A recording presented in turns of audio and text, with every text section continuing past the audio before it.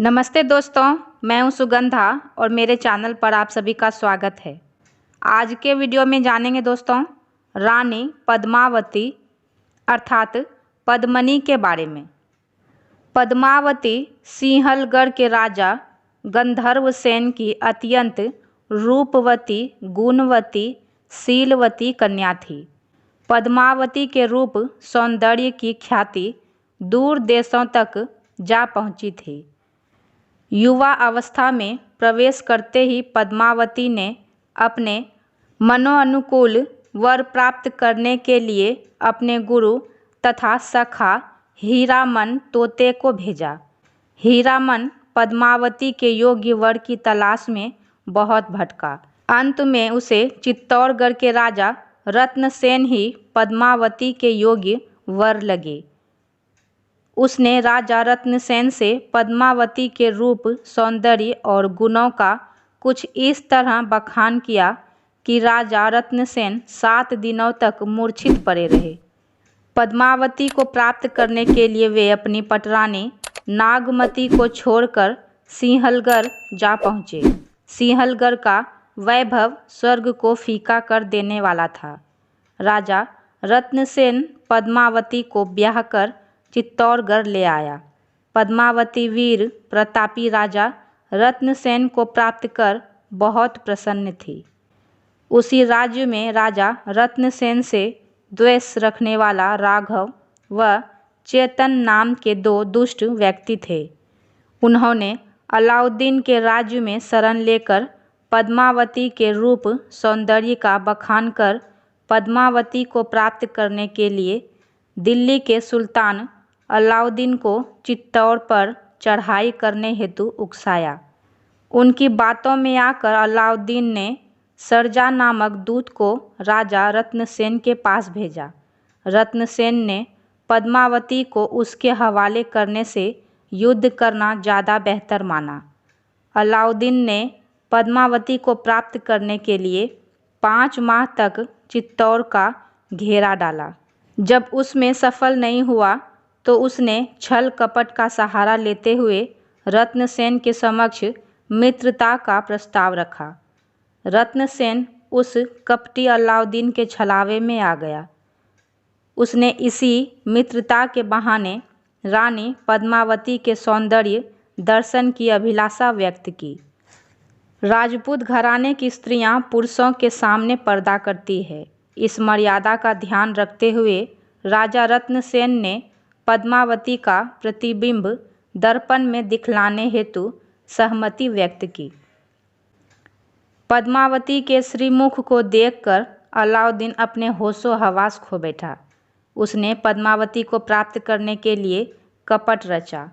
राजा रत्नसेन अलाउद्दीन का अतिथि सत्कार कर उसे विदाई देते हुए महल के बाहर तक आ गए थे।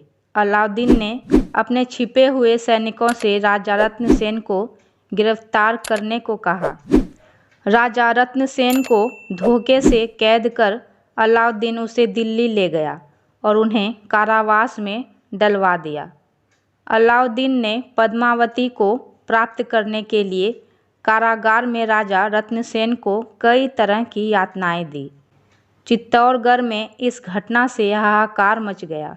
इधर अलाउद्दीन ने राजा रत्नसेन की मुक्ति हेतु यह शर्त रखी कि पद्मावती को पालकी में बिठाकर दिल्ली भेजा जाए और साथ में उसके सैनिकों के लिए महल की अन्य सुंदरियां भी भेजी जाए। रानी पद्मावती और नागमती ने युद्ध हेतु अपने सैनिकों को तैयार किया। चित्तौड़गढ़ के 2 किशोर वीर गोरा और बादल ने इस युद्ध को कुशल नेतृत्व करने की बीड़ा उठाया। उन दोनों की योजना अनुसार पालकी में वे नारी वेश में पद्मावती व उसकी सखी बनकर बैठेंगे और अन्य सैनिक अस्त्र शस्त्र लेकर दूसरी पालकियों में सुंदरियों के वेश में बैठेंगे।